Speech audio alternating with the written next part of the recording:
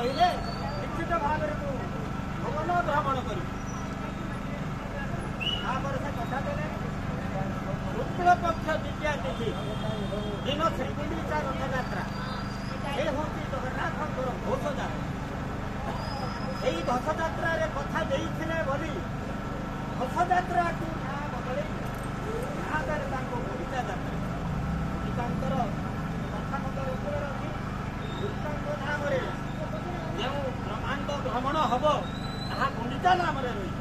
তেণু ঘোষযাত্রা বদଳରେ গুড়িচা যাত্রা বলে নাঁ ଦେଲେ। ତେଣୁ ପ୍ରଭୁ ଜଗନ୍ନାଥ ଲକ୍ଷ୍ମୀଙ୍କୁ କହିଲେ ବ୍ରହ୍ମାଣ୍ଡ ଭ୍ରମଣ ପାଇଁ କେବଳ 2-3 ଦିନ ଭ୍ରମଣ କରି ଭଲ ମନ୍ଦ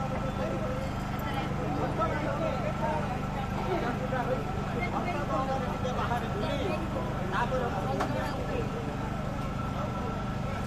ଯାତ୍ରା ହେଲା। ଆସିଲେ ଦିନେ ଗଲା 2 ଦିନ ଗଲା 3 ଦିନ ହେଲା 5 ଦିନ ହେଲାଣି ପ୍ରଭୁ ଜଗନ୍ନାଥ ଫେରିବାକୁ ନାହିଁ। ପ୍ରଭୁ ଲକ୍ଷ୍ମୀ କହିଲେ 2-3 ଦିନକୁ କଣ୍ଟ କରି ପ୍ରଭୁ ଜଗନ୍ନାଥ ଗଲେ ଯେ କେଉଁ ବ୍ରହ୍ମାଣ୍ଡ ବୁଲୁଛନ୍ତି କେତେ ବ୍ରହ୍ମାଣ୍ଡ ବୁଲୁଛନ୍ତି। ତେଣୁ ସେ ଖୋଜିବାକୁ ବାହାରିଲେ। ବଡ଼ଦାଣ୍ଡରେ ସର୍ବାବତୀ ଦେଇ ହେରା ଦାଣ୍ଡରେ ପହଞ୍ଚି ଖୋଜିବା ଆସିଲେ ତାଙ୍କର ଚିନ୍ତା ମିଳିବ ଖଣ୍ଡ ଧରି ଆସିଲେ।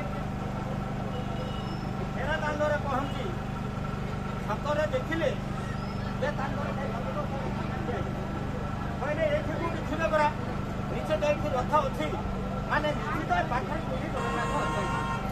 ଏଇଟା ପଚରା ଉତ୍ତରା ଯାଇ ଦେଖିଲେ ପ୍ରଭୁ ଗୁଣ୍ଡିଚା ବର୍ତ୍ତନା ଚାଲିଛି ଭିଡ଼ ଗହଳି ଚାଲିଛି। ଏ କାହାକୁ ପ୍ରଭୁଙ୍କୁ କହିଲେ ହେ ପ୍ରଭୁ ତମେ ଦିନକୁ କଣ୍ଟ କରି ତ 5 ଦିନ ହେଲାଣି ମୁଁ ଜାଣିବ ଖସି ଖସି ପଳେଇ ଆସିବି। ତମେ କାଡ଼େ ମିଛ କାଡ଼େ ନିଷ୍ଠୁର 5 ଦିନ ହେଲାଣି ନାଇଁ ନାଇଁ ନାଇଁ ଯଦି ତମେ ଭୁଲ ତ କହିଥିଲି ସିନା କିନ୍ତୁ ବାଟରେ ଆସୁ ଆସୁ ପୁଣି ଆଉ ଥରେ ଦେଖିବାକୁ ପଡ଼ିଲା। ତେଣୁ ମୁଁ କଥା ଗୋଟେ ଦେଇଥିଲି ଜଣକୁ ତାଙ୍କ କଥା ଶପଥ ପ୍ରମାଣ ପୂରଣ କରିବା ପାଇଁ ନାହିଁ ଆଉ 2-4 ଦିନ ଅପେକ୍ଷା କର ପୁଣି ଆଉ ଥରେ ଦିନ ବଢ଼େଇ ଦେବୁ। ହେଲେ ଘରେ କିଏ ଖାଇଲେ କି ନାହିଁ ପିଇଲେ କି ନାହିଁ କେମିତି ହେଇଛି କ'ଣ ହେଲା ଡାଲୁଆ ଚାଉଳ ବକଡ଼ା ଚାଉଳ ଆଉ ବଳଙ୍କ କିଏ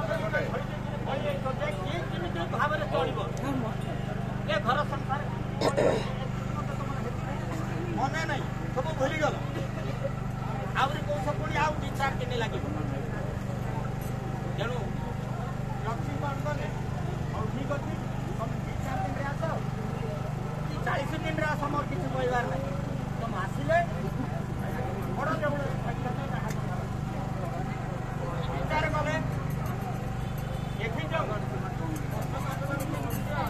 କରି ନୃତ୍ୟ କରି ଯେଉଁ ମୁଖ୍ୟ ଅଭିଳାଷ ପୂରଣ ହେଉଛି ଆଉ ବଡ଼ ପଣ୍ଡା ସେ କୌଣସି ଭୋଗ ଇନ୍ଧନ କରି ଦେଉଛନ୍ତି।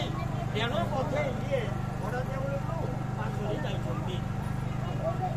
ଆଉ ଏଇ ରଥ ଥିବାରୁ ଯେତେବେଳେ ଇଚ୍ଛା କଲେ ସେତେବେଳେ ଯିବେ ଯୁଆଡ଼େ ଯିବେ ଯିବେ। ତେଣୁ ଏ ରଥକୁ ଖଣ୍ଡେ ଭାଙ୍ଗିଦେଲେ ଆଉ ଭଙ୍ଗା ରଥରେ ପ୍ରଭୁ ବୁଲିପାରିବେ। ବାହାରେ ଗଲେ ମଧ୍ୟ ଏ ସାଥେ କୋଉଠି ଭୋଗ ପାଇ ବୋଧେ ଘର ପ୍ରତି ଭୁଲି ଯାଉଛନ୍ତି। ତେଣୁ ସାଥିରେ କୌଟିର ଭୋଗକାର ପଣ୍ଡା କିଏ ଏଇ ବଡ଼ ପଣ୍ଡାକୁ ସେଇ ଭଙ୍ଗା ରଥରେ ବନ୍ଧନରେ କରିଦେଲେ ବାନ୍ଧିଦେଲେ। ଆଉ ବଡ଼ ଠାକୁରଙ୍କୁ ସାଥେ କୋଉଠି ଭୋଗ ନାହିଁ। ଭୋଗରୁ ଅଧା କଟିଯିବ ଠାକୁରଙ୍କୁ ରୁଚି ଲାଗିବ ନାହିଁ ଆଉ ଘର ସଂସାର ଘର ପ୍ରତି। ତେଣୁ ଶୀଘ୍ର ଶୀଘ୍ର ବାହୁରି ଆସିବେ ଅଳ୍ପ ଦିନରେ ବୋଲି ଏଇ ରଥକୁ ଭାଙ୍ଗିଦେଲେ। ଭଙ୍ଗା ରଥରେ ତାଙ୍କର ବଡ଼ ପଣ୍ଡାକୁ ବନ୍ଧନ କରିଦେଲେ। ସାଥେ କୋଉଠି ଆଉ କୋଉଠି ଅଧା କଟିଯିବ। ତେଣୁ ଏଇ ବନ୍ଧନରେ ରହିଲେ ଠାକୁରଙ୍କ ମନେ ପଡ଼ିବ ଆଉ ଶୀଘ୍ର ଶୀଘ୍ର ବଡ଼ ଦେଉଳକୁ ପ୍ରତ୍ୟାବର୍ତ୍ତନ କରିବେ। ତେଣୁ ରଥକୁ ଭାଙ୍ଗି ଆଉ